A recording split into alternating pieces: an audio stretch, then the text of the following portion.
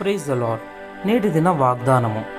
క్రీస్తు యేసునందు జీవమిచ్చు ఆత్మ యొక్క నియమము పాప మరణముల నియమము నుండి నన్ను విడిపించెను. ఎట్లనగా ధర్మశాస్త్రము దేనిని చేయజాలకపోయెనో దానిని దేవుడు చేసెను. రోమాపత్రిక 8వ అధ్యాయము 2వ వచనము. 430 సంవత్సరాల నుండి బానిసత్వంలోనున్న ఇశ్రాయేలీలు పస్కా గొర్రెపిల్ల రక్తం ద్వారా విడిపింపబడ్డారు. ఆత్మీయ ఇశ్రాయేలీయులమైన మనము మేకల రక్తంతో లేక ఎడ్ల రక్తంతో కాక లోక పాపము తీసివేయు దేవుని గొర్రెపిల్ల ప్రశస్త రక్తం ద్వారా నూతన స్వాతంత్రాన్ని పొందాం. కుమారుడు మిమ్మును స్వాతంత్రులుగా చేసిన ఎడల మీరు నిజముగా స్వాతంత్రులయ్యుందురు అని యేసుప్రభు చెప్పారు.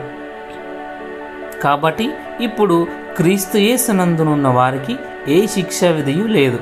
ఈ స్వాతంత్రము అనుగ్రహించి క్రీస్తు మనలను స్వాతంత్రులుగా చేసి ఉన్నాడు.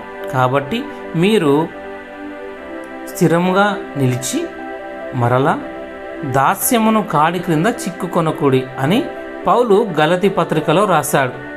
పాపం నుండి, సాతాను నుండి, మరణం నుండి, రోగము నుండి, దరిద్రత నుండి, వేదనల నుండి, శిక్ష నుండి, నరకాగ్ని నుండి మనల్ని విడిపించి మనకు నూతన స్వాతంత్రాన్ని ఇచ్చిన దేవుని స్తుతిస్తాం. ప్రార్థన. పరలోకమందున మా తండ్రి, నా వంటి భయంకర పాపికి స్వాతంత్రం ఇచ్చేందుకు అద్భుతమైన విమోచన ప్రణాళికను సంపూర్తి చేసినందుకు నీకు వందనాలు. నా కుమారుని ద్వారా నీకు కుమారుడయ్యే అద్భుతమైన ఆధిక్యత మాకు ఇచ్చినందుకు నీకు కృతజ్ఞుడను. యేసయ్య నామంలో ప్రార్థిస్తున్నా తండ్రి. ఆమెన్.